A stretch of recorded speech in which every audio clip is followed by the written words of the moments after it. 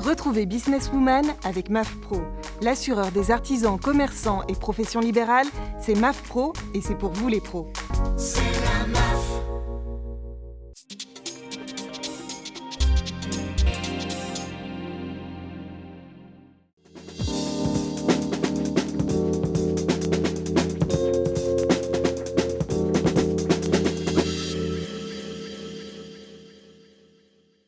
Bonjour à toutes et à tous, bienvenue sur le plateau de Businesswoman, votre rendez-vous incontournable dédié à l'entrepreneuriat au féminin. Je suis ravie de vous accueillir sur Demain TV et sur widowbiz.com pour ce numéro consacré à la création d'activités dans le secteur de l'enfance. Marché jugé porteur dû au fort taux de natalité en France, le secteur de l'enfance et de la jeunesse résiste à la crise et offre des perspectives intéressantes en matière d'entrepreneuriat. Comment se lancer dans l'aventure? Pourquoi choisir ce secteur d'activité plus qu'un autre? Quelles difficultés peut-on rencontrer lorsqu'on est une jeune start-up? Pour répondre à ces questions, deux jeunes entrepreneuses qui n'ont pas hésité à faire le pari osé d'entreprendre en temps de crise et elles ont accepté de témoigner sur leur expérience. Héloïse Pierre, qui est cofondatrice et présidente de Déclic et des Trucs, une jeune start-up créée en 2014, et Delphine Ben-Simon, cofondatrice d'Arkids Paris, jeune start-up également puisqu'elle a été créée en 2014. Merci à toutes les deux de nous avoir rejoints. Bonjour. Vous allez bien? Ben, on va très bien. Super. Alors la première question vraiment que je me pose, c'est comment on devient entrepreneur dans le milieu de la petite enfance? Pourquoi ce secteur? Pour ma part, c'est parce que c'est une passion. Enfin, je pense que si on s'intéresse à l'enfance, c'est parce qu'on aime ça. C'est un secteur qui porte, qui fédère et qui est génial. On s'éclate.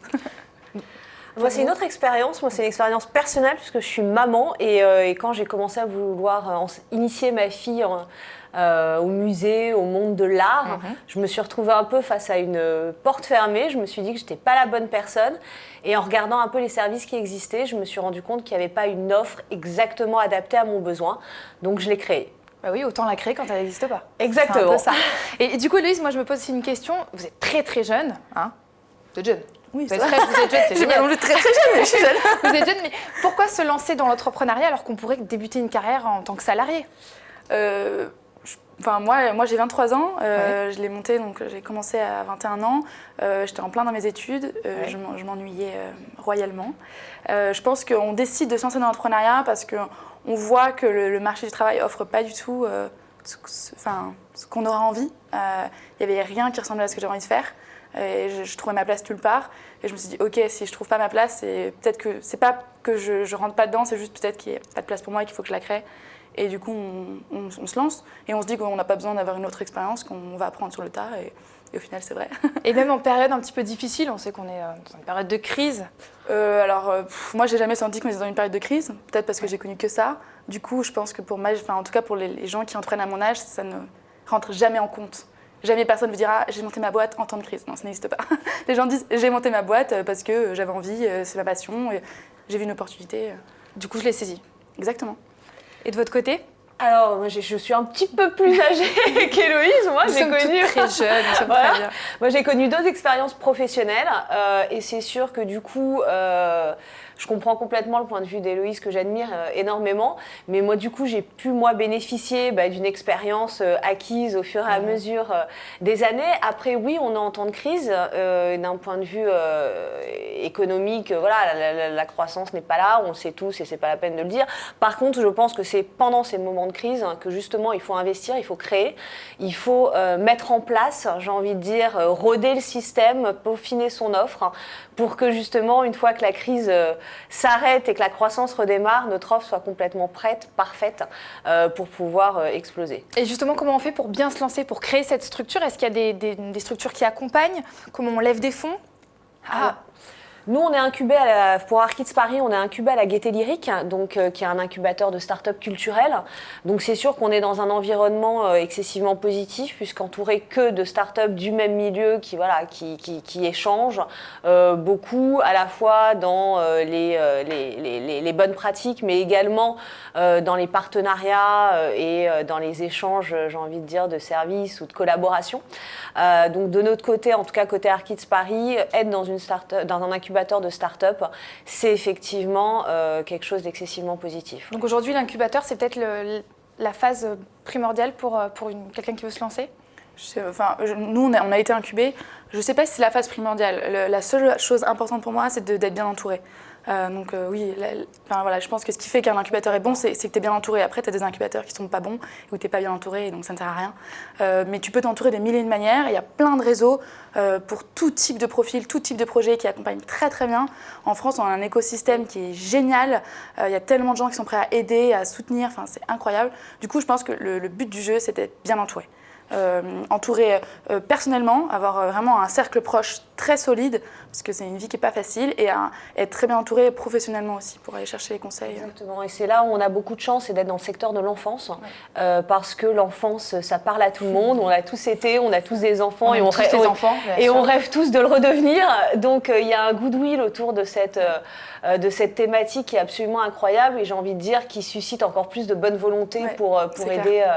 C'est un peu ça la force de ce secteur finalement, par rapport à des secteurs un peu plus compliqués. Complètement. C'est un secteur qui parle. Voilà, c'est une grande force, c'est le goodwill que ça provoque et le côté émotionnel qui est directement associé. Alors après, il y a aussi du coup le pendant, la contrepartie qui est qu'on travaille, notre cible, c'est les parents et les enfants. Qu'il y a il faut arriver avec des garanties sécuritaires, en tout cas pour nous. Il y a un encadrement légal particulier dans le secteur de l'enfance ? Sécurité, juridique, je ne sais pas. Mais... Alors, sécurité, juridique, oui, tout à fait, il y a des contraintes spécifiques. Et après, il y a également les parents avec énormément de réassurance à fournir. C'est-à-dire qu'un parent qui confie son enfant chez Arkids Paris, nous, on a mis en place un certain nombre de garanties pour que derrière, les parents soient complètement rassurés. Ils nous confient quand même ce qu'ils ont de plus cher. Vous pouvez nous dire un petit peu plus sur votre activité, justement ? Nous, on emmène les enfants au musée. On est convaincus que l'art est excessivement important dans l'éducation d'un enfant, en termes de développement émotionnel, de capacité décisionnaire. Beaucoup d'études ont démontré l'impact positif de l'art dans l'éducation d'un enfant. Et donc, du coup, on fait de l'initiation à l'histoire de l'art pour les enfants, adaptée à leur âge, avec des Arkids Sisters, qui sont des étudiantes en histoire de l'art, qui, du coup, sont encore proche du monde de l'enfance, mais tout à fait compétente, bien sûr, pour animer ces visites. C'est un babysitting culturel. Alors, oui, on peut le voir comme ça, c'est effectivement un babysitting culturel, mais au-delà de ça, nous on est convaincus que l'art doit faire partie intégrante du programme des enfants hebdomadaires. Ils ont tous musique, ils ont tous sport, et aujourd'hui l'art est absent. Or, quand on voit ce qu'a peut apporter l'art au quotidien pour un enfant, l'art devrait faire partie de façon hebdomadaire dans le programme d'un enfant. Vous, de votre côté, Héloïse, vous êtes partie aussi d'un constat, c'est qu'il manquait peut-être quelque chose, en tout cas l'accompagnement des enfants est un peu compliqué. Ouais, moi j'ai voulu créer l'entreprise parce que je donne énormément de cours de maths, je suis vraiment passionnée par le milieu. En fait je me rendais compte que tous mes élèves, moi j'ai des lycéens principalement, un peu de collégiens, ont les mêmes types de blocages, c'est-à-dire je déteste les maths, j'ai toujours détesté et j'ai toujours été nulle. Donc à partir de là, tu te dis ok, et sinon qu'est-ce qu'on peut faire ? Et du coup je me suis dit ok, il faudrait que dès le plus jeune âge, on ne construise pas ces blocages et qu'au contraire on redonne un peu de la magie aux maths. L'idée c'est vraiment de montrer aux enfants. Un vrai challenge quand même là, donner de la magie aux maths. C'est parce que vous n'aimez peut-être pas ça, mais en fait c'est pas si difficile parce que les maths c'est vraiment quelque chose de complètement magique. C'est un langage à lui tout seul, c'est quelque chose qu'on fait depuis des millénaires, c'est quelque chose un peu secret. Enfin il y a vraiment des tas de choses à faire. Et j'avais envie donc du coup de recréer ça chez les enfants, notamment en France, un des pays avec le plus de matheux. C'est vraiment les maths en France, c'est quelque chose. Et donc du coup c'est pour ça que je crée donc, du matériel éducatif pour accompagner les enfants. Donc on va leur faire un cerf-volant pour aborder les droites parallèles, un cube en origami pour la géométrie. À chaque fois, on leur fait faire des activités pour qu'ils se rendent compte que ça a une concrétisation physique de faire des maths et qu'en plus ça peut être trop fun, trop cool. Et voilà. Bah oui, d'accord, très bien. Et du coup, comment on fait pour avoir des fonds ? Quand on crée sa structure, parce que c'est bien beau de développer ce type d'activité, mais comment on fait concrètement pour survivre ? Déjà, je pense qu'il n'y a pas forcément besoin de 1 200 au départ. D'accord. On se débrouille toujours avec les moyens du bord. Il faut avoir un petit peu de ressources pour pouvoir survivre les premiers temps. Et après, il y a plein de choses à engranger en fonction du stade où on en est, de ce qu'on fait, de ce qu'on propose. Puis aussi, je veux dire, je ne sais pas pour toi, mais nous, on a vendu assez rapidement, donc voilà, le client, c'est quand même le premier financeur de ton projet. Donc le but du jeu, c'est quand même de vendre. On a vendu. Et... Vous, c'est pas un investissement de base, c'est plus sur peut-être la rémunération des personnes qui vont accompagner les enfants? Exactement. Par contre, là où je rejoins complètement Héloïse, c'est qu'au démarrage, on n'a pas besoin d'énormément pour démarrer. Ça ne sert à rien de voir les choses en grand. Et oui, bien évidemment, on peut se lancer avec un site internet qui est absolument magnifique, un système de paiement online. Et oui, bien sûr, c'est l'idéal, évidemment. Mais il faut commencer vraiment step by step. Et à chaque fois que les bénéfices arrivent, on les réinvestit. Mais ce n'est pas la peine au démarrage de voir les choses en grand, quoi. Il faut déjà tester le projet en réel, en investissant à minima et ensuite investir l'argent qui rentre. Alors c'est sûr qu'au démarrage, on ne pense pas forcément à ce que les bénéfices soient reversés en salaire ou etc. C'est du réinvestissement permanent, mais c'est comme ça que ça se construit petit à petit. Petit à petit. Et alors, ce qui est assez marrant, c'est que donc, vous êtes toutes les deux sur donc, le secteur de l'enfance, bien évidemment, mais dans l'éveil, on va dire, des enfants, finalement. C'est assez ludique. Mais alors, à l'ère du numérique, est-ce que ce n'est pas un pari osé, finalement? Non, pas du tout. Tant mieux, j'ai envie de dire. En tout cas, pour ma part, le numérique, c'est génial. Il y a plein de choses génialissimes pour les enfants. Mais il y a deux choses. Déjà, les enfants ont besoin d'apprendre en 3D. Donc ils ont besoin de voir des choses, de construire des choses, de faire ça là sur une tablette. Ça ne crée pas les mêmes connexions mentales. Donc voilà. Et la deuxième chose, c'est qu'il faut utiliser le numérique de manière intelligente. Donc faire le pont entre le physique et le numérique. Mais ça ne sert à rien de penser que tout est dans le numérique, c'est faux. Les enfants, tu leur mets une tablette avec un jeu ou des Lego. Je pense que 50% des enfants vont aller vers les Lego, 50% vers la tablette. Donc à un moment, il faut se dire, ok, il existe le numérique, c'est génial. Mais il existe aussi des choses de tout temps et complètement différentes. Et réutilisons-les et faisons-en quelque chose d'intelligent, quoi. Bien sûr. Bien sûr, complètement d'accord. Enfin, l'expérience d'aller dans un musée, de voir une toile, de voir une statue, de voir une œuvre d'art, de ses yeux, de tourner autour, je ne vais pas dire de la toucher parce que je vais me faire taper sur les doigts par les musées, mais ça ne peut pas être remplacé par le numérique. Le numérique offre des formidables opportunités, notamment quand on a envie de faire découvrir la période napoléonienne au travers les Invalides, l'Arc de Triomphe et les grandes toiles du Louvre en 20 minutes. Donc ça, effectivement, grâce au numérique, ça va être possible. Et aujourd'hui, on a du Google Art Institute qui ont une banque d'images absolument incroyable. Mais ça reste du complémentaire. Ça reste un support qui ne remplacera jamais l'expérience de voir de ses yeux une œuvre d'art. Donc c'est complémentaire finalement. Il faut Complètement. se servir des deux. Il faut vivre avec son temps, mais continuer à garder ça. Exactement. Très bien. Est-ce que vous auriez chacune un conseil à donner à quelqu'un qui veut se lancer? Vous êtes encore dans le début de votre entreprise. Demain, je veux me lancer. Qu'est-ce que je dois faire? Un petit conseil, chacune. Moi, je dirais, si demain tu veux te lancer, parle-en. Parle-en à tout et n'importe quoi.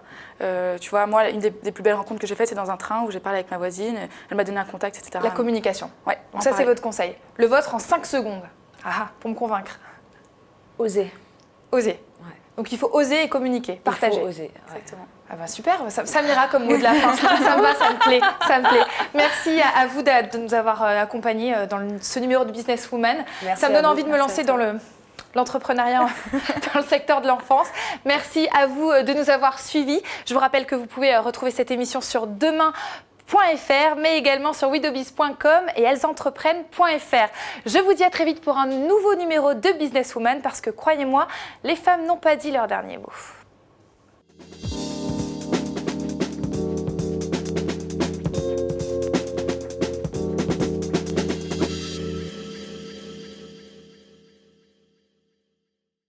Business Woman vous a été présenté par MAF Pro.